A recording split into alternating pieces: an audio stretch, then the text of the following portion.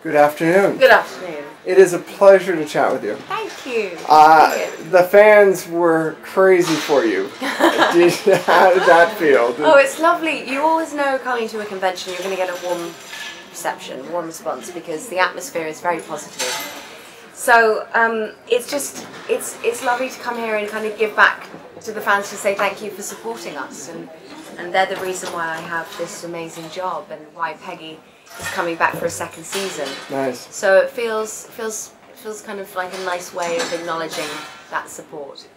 That's cool. Well, the big thing to me, I think that stands out is the fact that right now, Agent Carter is the only lead hero right now, female lead hero. Mm-hmm. I mean, for a couple of years now, still, you're going to be the only lead hero.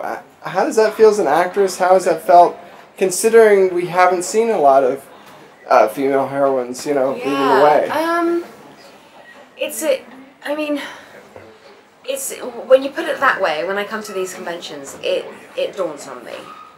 And I see young people, and when they respond and they say things like, I know my value now too, and I have parents saying thank you for creating a role model that my daughter can look up to, and my son can look up to them, that boys as well are being taught that women are capable, and that someone like Peggy is a real possibility. And I think that's very, very moving.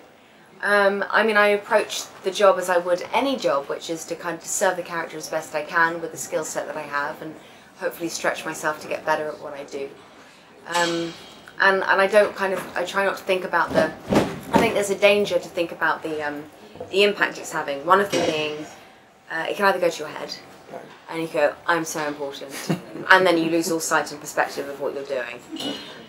Or the other side is you can be so overwhelmed by the level of responsibility and pressure that it can hinder your work. So I kind of try to keep a happy kind of balance within myself of knowing that I'm focused on telling a story, and then letting people project what they want to onto Peggy, Right. And taking with them what they will. It's been an amazing storyline so far. I mean, did you have any surprises when you started Agent Carter until you got to the end of the first season? And did anything stand out of, I didn't expect that to happen? Her humour and her relationship with Jarvis, I think. Right. Because that was such a new relationship in season 1. And James and I had to really kind of form that together. And Jarvis on the page he could have been kind of haughty and uptight and tense and all of those kind of qualities which James has managed to get, but actually use them in a very warm and humorous way. And I think it's a credit to his skill as an actor. Right. And so that relationship was something that everyone seemed to respond so well to, which was a real surprise to him, because he'd never done comedy before. Right. And it meant that that was kind of probably the most important relationship in the season, was their kind of companionship. And that's kind of developed in the second season as well, where we see more of Jarvis and what he's capable of doing. Right. And the second season, I love the idea that it's moving to the West Coast, because, yeah. I mean, the glamour of the 1940s, amazing space to be in. Did you feel it all, though, like, as well, it's a benefit that you're moving out of New York, since New York has kind of been done so much so far? Like, we've seen a lot of New York? I think, we saw a lot of New York, and the colours were quite muted, it was a lot darker.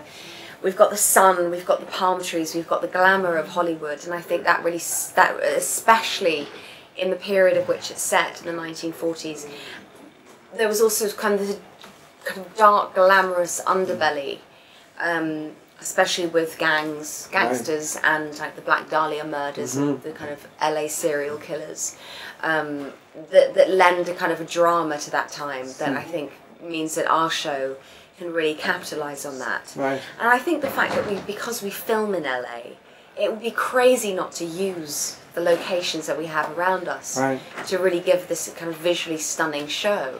So we'll get the blue skies and the palm trees and the Hollywood sign in there too. And how do you foresee Peggy adapting to this environment? Because it's hard to imagine so far what she's going to be like in the sun and the darkness of LA, which is quite different. I think she's a glamorous lady. She's always perfectly turned out and coiffed and that first episode, the pilot, I think spoke to that heavily. And I think I think she'll probably fit in with that LA crowd quite well. But there'll be new challenges. I think it's going to be much more interesting to give her deeper, harder, darker stuff to have to fight, because that develops her as a character and it develops the story. But I've only read the first 2 episodes, so I have no idea what the writers have got in store for me. God knows what they're going to do, make me do. I don't know. Has filming already started, or we're a week in. Wow. So I got the call. Early. Yeah, I was doing stunt training and read-throughs and costume fittings all of the last few weeks, and then I got the call that I had to be on set on Monday morning filming at 4:30 a.m. Wow. It's like, here we go. And so it begins. And we've got about 16 weeks of that. But it's going incredibly well. And because it's the second season, a lot of the crew are returning, so we know each other. And so there's a much more kind of relaxed atmosphere on set. There's also kind of a need to develop the story, to make it much deeper, darker, more interesting, more exciting, more humorous, and sexier in some ways. Cool. So, yeah. And, I mean, in terms of that, like, jumping back into it, how have you found, I mean, even speaking of first season, what was the action like for you? Because, I mean, you have obviously a range of experience, but coming into this much action in the show. Yeah, well, I had a little bit more time last season to rehearse the choreography of felt like dances, but the fight sequences. I was a bit rusty, if I'm honest, when I did the first fight sequence. Day before yesterday. Right. We finished about 2 o'clock in the morning. No wonder you're tired. Yeah, it was full on, and I was learning it as I was filming it. Wow. So there wasn't really much time to practice. So I kept going, I'm sorry, I'm rubbish. But I have a fantastic stunt double, Kimberly, who's a brilliant teacher as well. So I shadow her and I watch everything that she does, and she teaches me and tweaks me and tells me when I'm being awful, and tells me when I'm just about getting away with it. So she's incredibly helpful. And then, in terms of just where you want to see Agent Carter go. Yeah, I'd love to see her romantic life develop. Right. Because she lives into her 90s from the winter. Sorry, I don't know why I'm apologising. I'm not doing anything. We know that she lives a long life and that she gets married and has children. So I'd like to kind of start to explore that. I think that's a very relevant conversation now for women, is how do we supposedly live in the myth of having it all, of the career and also being the wife and the mother. Like, can we accept and contain all of those roles, or does it send us all mental? Right. And are we too hard on ourselves? I think that'd be quite interesting for her to discover as well. And it is interesting that we've got the bookend to kind of reference, that we know kind of where she's going. We've seen some of the pictures.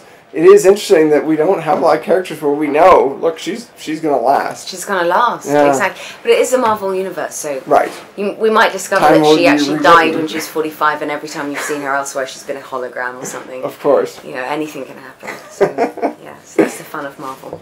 Well, thank you very much. Pleasure chatting. Yeah, pleasure. Thank you so much.